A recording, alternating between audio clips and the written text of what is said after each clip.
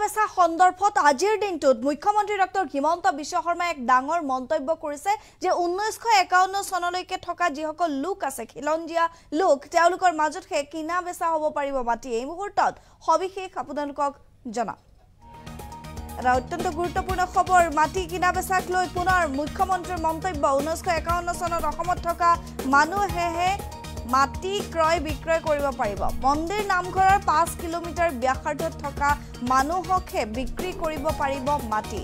ধৰ্মীয় সাংস্কৃতিক ঐতিহ্যপূৰ্ণ ঠাইত বহিৰাগত লোকে মাটি ক্ৰয় কৰিব নোৱাৰিব খিলঞ্জীয়াৰ ভূমি সংৰক্ষণ কৰিবলৈ চৰকাৰৰ এই ডাঙৰ সিদ্ধান্ত মাটি কিনা বেচাক লৈ প্ৰায় মুখ্যমন্ত্ৰীগৰাকীয়ে মন্তব্য কৰিয়েই থাকে কিন্তু যি ভূমি আইন উত্থাপন কৰা হৈছিল এবাৰ বিধানসভাত আৰু সেই ভূমি আইনৰ সন্দৰ্ভত মুখ্যমন্ত্ৰীগৰাকীয়ে আজিৰ দিনটোতো এনেধৰণে মন্তব্য কৰিছে মন্দিৰ সত্ৰৰ 5 কিলোমিটাৰ ব্যাসাৰ্ধৰ ভিতৰৰ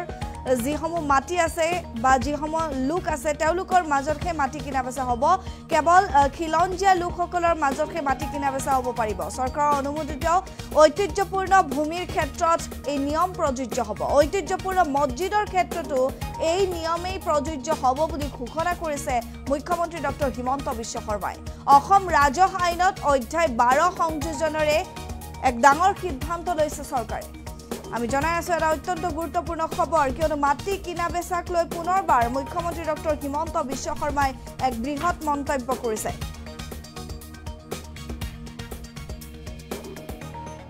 পৰিমাণে কমি যাব যোৱা বিধানসভাত আমি অসম ৰাজহ আইনৰ চেপ্টাৰ 12 আমি সংলগ্ন কৰিলো চেপ্টাৰ 12 মানে কি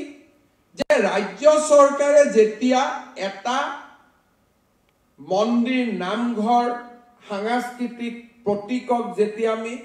আইকনিক ষ্ট্ৰাকচাৰ বুলি ডিক্লেয়াৰ কৰিম তেতিয়া সেই আইকনিক ষ্ট্ৰাকচাৰটোৰ ভিতৰত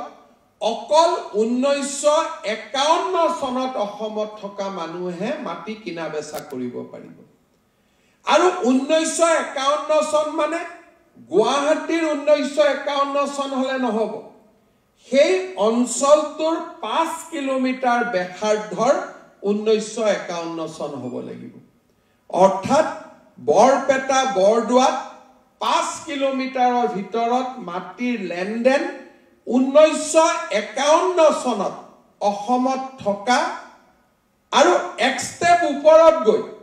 সেই 5 কিলোমিটাৰ ব্যাসাৰ্ধৰ ভিতৰত থকা মানুহে সেই মাটি ক্ৰয় আৰু বিক্ৰয় কৰিব পাৰিব বৰ্তমানে যোনে মাটি ভোগ কৰি আছে তেওঁলোকক আমি এভিকচনৰ ব্যৱস্থা ৰখা নাই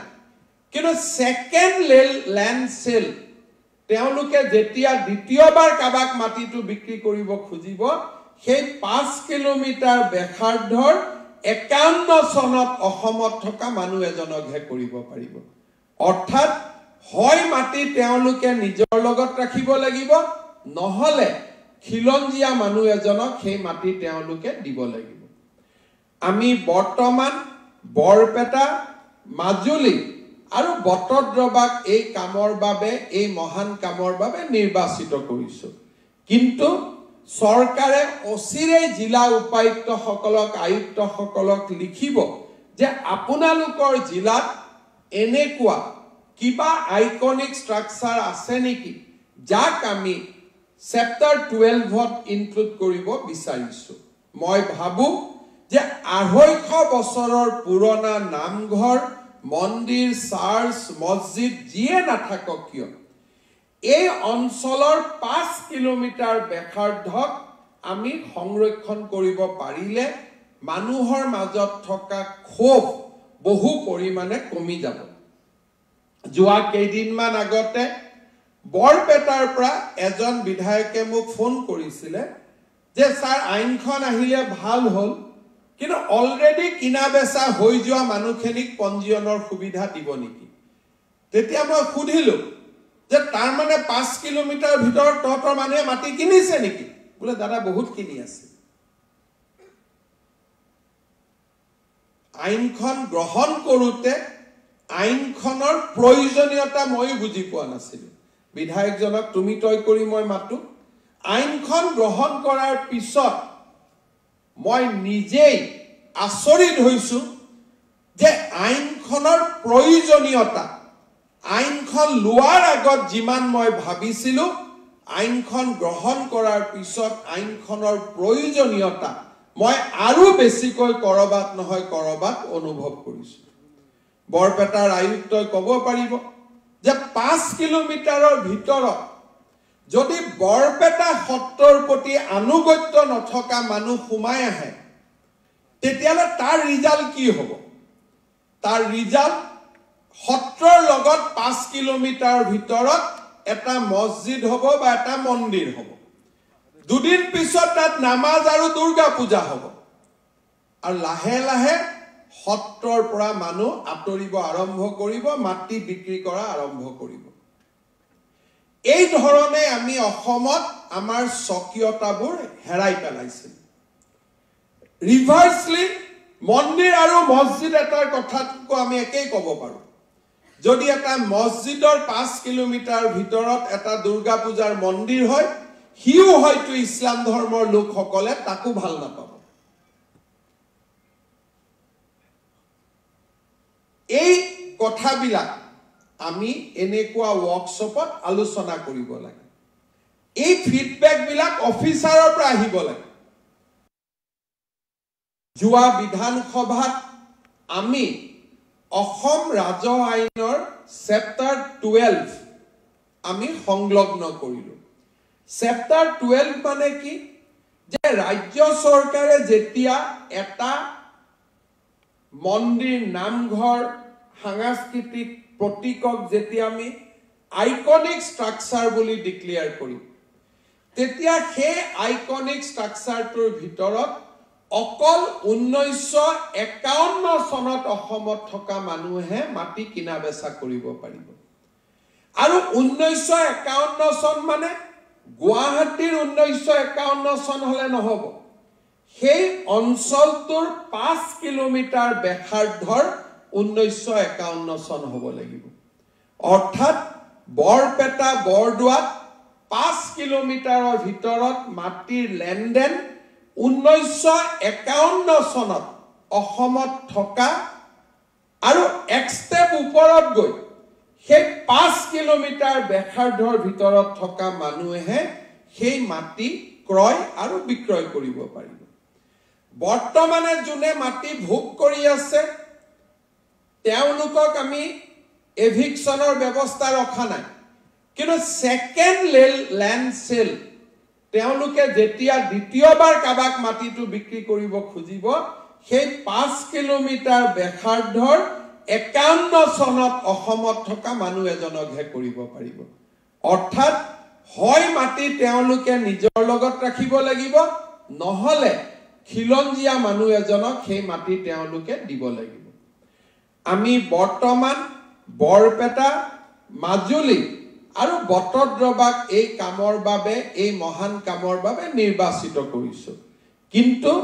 সৰকাৰে অচিৰে জিলা উপায়ুক্ত সকলক আয়ুক্ত সকলক লিখিব যে আপোনালোকৰ জিলাত এনেকুৱা কিবা আইকনিক স্ট্ৰাকচাৰ আছে নেকি যাক আমি চেপ্টাৰ 12ত ইনক্লুড কৰিব বিচাৰিছো মই ভাবো যে 250 বছৰৰ পুৰণা নামঘৰ মন্দিৰ চাৰ্চ মছজিদ যিয়ে নাথাকক কিয়